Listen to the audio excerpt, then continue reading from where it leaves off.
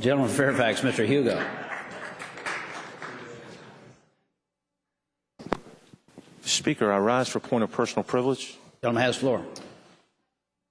You know, Mr. Speaker, each day in committee and on this floor, when devising policies for Virginia, we talk about precedent. We discuss what's worked in other states and what's worked around the country at the federal level. And we look out for things that work, and then we also note the things that fail. And I think right now we have a failed policy staring us right in the face, but it's a failed policy that unfortunately threatens to uphold our budget. And that failed policy is Obamacare. You know, my Democratic friends are on the verge of forcing the chairman of the Appropriations Committee in this General Assembly to leave town tomorrow without a budget that unpacked teachers, sheriffs, judges, firefighters, and police. I think you've got that huge problem, but I also think we've got a bigger problem as we think about this too, how this debate is going to play out in the coming weeks. Because as you advocate for Medicaid expansion, you're advocating for Obamacare expansion. You know, over a month ago, I took to the floor to state that my Democratic friends in Washington were petrified of this fall because they know they're going to be held accountable for the train wreck that is Obamacare. And I said that friends in the insurance industry have told me that every rumor, and these are Democratic friends, every rumor that you've heard about Obamacare in the last few months, pick a media, Fox News, MSNBC, New York Times, she said, they're all coming true.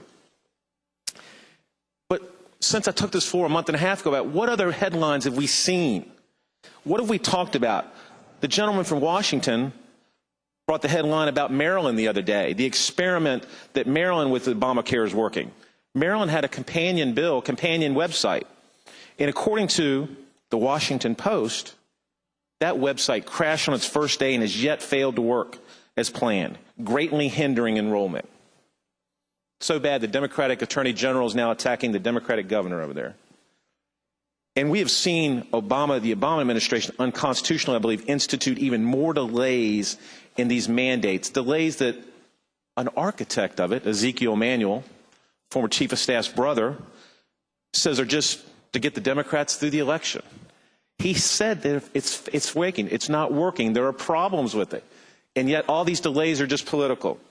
And yesterday, the Washington Post, and I quote it, the new health insurance marketplace appeared to be making little headway in signing up Americans who lack insurance.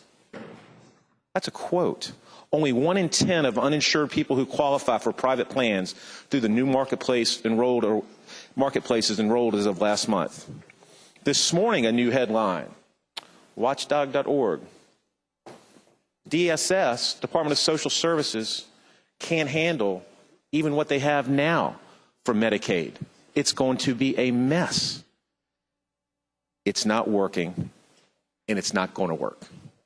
Yet my Democratic friends want to place us on the sinking ship that is Obamacare.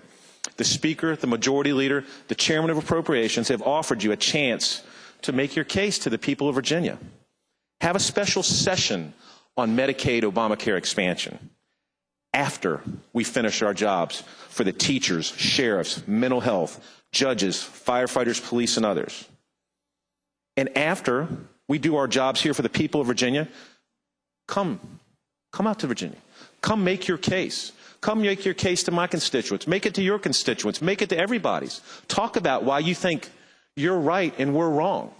We're happy to have that debate. Come debate us on the failed website. Come debate us on the almost 30 delayed mandates.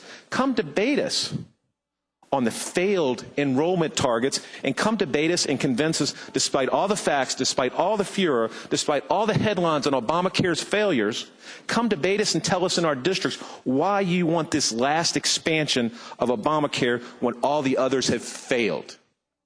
It just doesn't make sense. The facts are in.